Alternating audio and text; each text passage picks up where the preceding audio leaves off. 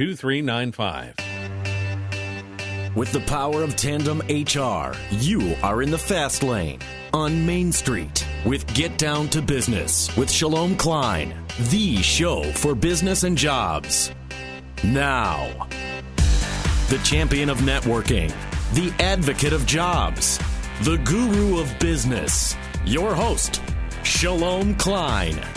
We are all about small business, jobs, and entrepreneurship and business. We talk a lot about business here. You are on with Get Down to Business, and I'm your host, Shalom Klein. And remember, you can always download podcasts from Get Down to Business on my website at shalomklein.com. And while you are there, don't forget to follow me on Twitter at Shalom Klein. Get Down to Business is powered by our good friends at Tandem HR. We call them our Solution Center, and you can find them and so many of the tips that they make available on their website at tandemhr.com, or give them a call, 630-928-0510, 630-928-0510. We've got a jam-packed lineup of content and information that you won't want to miss. It's a live show, and you could call us at 312-642-5600, 312-642-5600. Once again, jam-packed lineup of guests, and at the end of the show, I've got some customer service tips for all of you small business owners out there. You don't want to miss a minute of it. Chicago, don't touch that dial. So first up on the program, I want to talk to you about a subject that we have discussed a great deal here on Get Down to Business, and that is about, I guess as a general discussion about Obamacare or the Affordable Care Act. We have heard the term knocked around quite a bit about the exchange, and one of the companies or organizations, rather, that has been mentioned is Land of Lincoln Health. You may have seen some things in the news about this organization, but here to demystify that news and talk a little bit about what's really been going on, and more importantly, solutions, I've got Zach A. from Tandem HR joining me here in studio. Zach, thanks so much for joining us. Absolutely. Thanks for having me. Absolutely. So Land of Lincoln, we've heard about some, I guess, rather disturbing news in the media. No surprise to many of us that have been following this. There were a number of similar organizations set up around the country, and most of them have been failing, haven't they? Yeah, there were 23 co-ops or consumer-operated oriented plans set up across the country under the Affordable Care Act, and unfortunately, there's only 7 still remaining today. Wow. So why was it encouraged? Why did they even think that it had a chance at success? Well, what they wanted to do was really expand the market, and they were looking for other alternative options for consumers. The big 5 health insurers that we're all used to, who have national presence, they wanted to increase, bring in something new, see if they could get more people insured was obviously the goal, but bringing in Land of Lincoln Health as a consumer-operated and oriented plan allowed to increase competition in the market. So a lot of very altruistic goals of Land of Lincoln. I know they had a board of directors. I know we were just chatting before about some fantastic people that were involved in the organization, and they gave it a good go. Why did it fail? I have to assume a lot of that was financial reasons. Yeah, absolutely. There were a number of things that kind of worked in sequence against them. One of them was a lack of kind of government-funded subsidies, the risk adjustment program, risk corridor program. These are things that were built in place with the actual program to allow them to get government-subsidized money. And that money did not come in, actually. CMS announced only 12% of what was supposed to be paid out was paid out as of October of last year. Definitely another contributing factor to this is the premiums were initially set too low. We think they were underpriced in the market. Coming in with a group of previously uninsured individuals, it's extremely difficult to actually gauge the level of risk. And unfortunately, that did lead to adverse selection.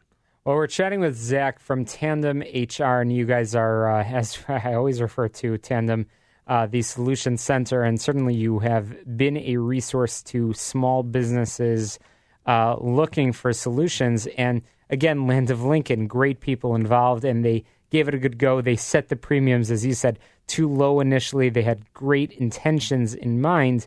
And small businesses, I know they tried to brand themselves, and I know I've had many conversations in my capacity in the small business community of trying to do some outreach and trying to get small businesses to select them as opposed to going to one of the big insurance companies out there, and they really prided themselves on the relationships. So now they're out of business. what's going on now? How is the state dealing with this? And more importantly, what about the people that were insured and the companies that chose to go with Land of Lincoln Health? Yeah, that's a great question. That's what it comes down to is what coverage options do our individuals have, do our small businesses have?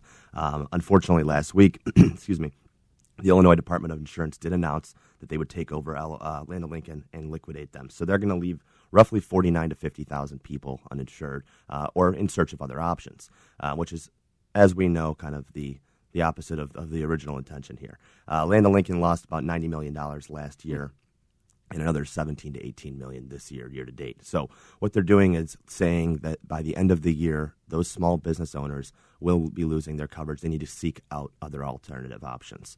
The individuals will be losing health insurance on October 1st.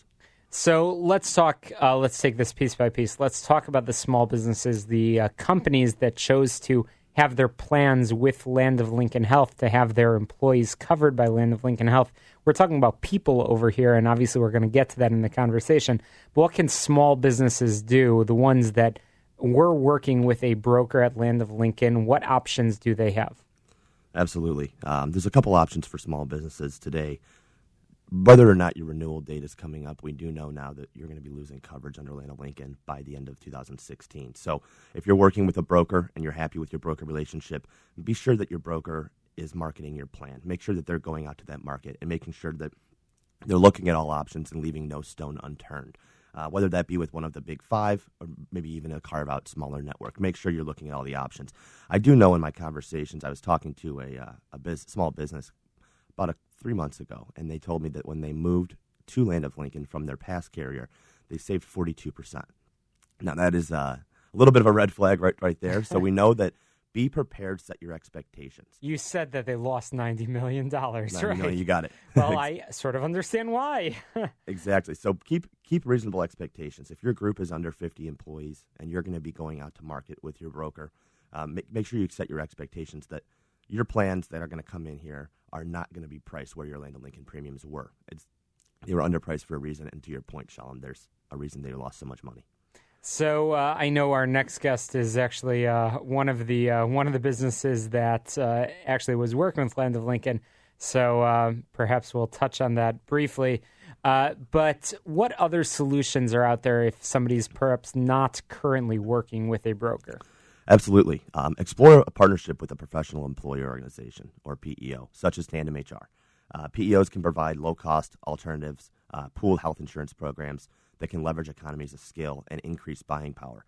One of the major struggles that we see small businesses working with is simply they don't have the buying power. 10, 15, 25, 50 employees. They could come into a pooled health insurance arrangement like the one with Tandem and really increase that buying power to that of maybe 2,000 employees. And I think, frankly, that's why many of the small businesses that did choose to go with Land of Lincoln is they felt that they actually had a partner in the in their small business. They felt that they weren't working with a big organization.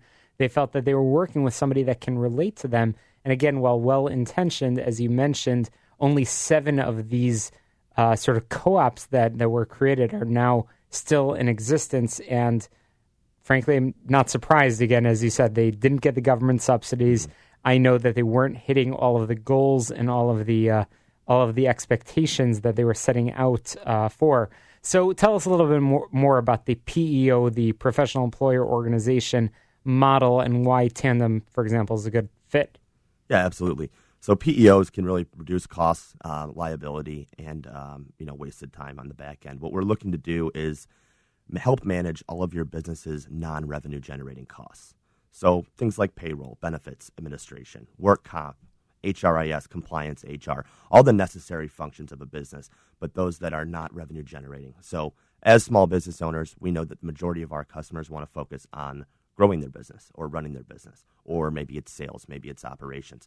But typically the administrative functions behind the scenes are what are bogging them down from a timing perspective, time management, and from really, really expensive. Well, Zach, I know we had the opportunity to talk a little bit about Land of Lincoln and I appreciate the education. I know a lot of people are hearing the news and not sure what's next, particularly if you own a small business. But if you're insured as well, a lot of questions, and hopefully some of those questions were answered here today. But hopefully we'll have the opportunity to continue the conversation. At this point, we are running out of time, and we appreciate the knowledge and the information that Tandem HR always shares. I know our listeners hopefully are very familiar with the website, tandemhr.com. But if people have questions, how can they reach you to talk about it? Yeah, absolutely. They can give me a call directly. I'm at 630-371-6260. That's great. 630-371-6260. And again, a lot of information I know available at tandemhr.com. Tandem is a good solution. The key is, again, make sure you're talking to somebody knowledgeable in the field, somebody that can that is helping your business, because this is coming at the end of 2016. There's no delaying. Zach, we appreciate the knowledge, the information. After the break, we're going to be talking, profiling a fantastic business owner, somebody actually that was with Land of Lincoln Health. And we're going to talk a little bit about litigation. Maybe we'll learn a few legal tidbits and nuggets of information. Don't touch that dial, Chicago. You're listening to the show all about small business, jobs, and entrepreneurship. Lots more for you after this short break. How can you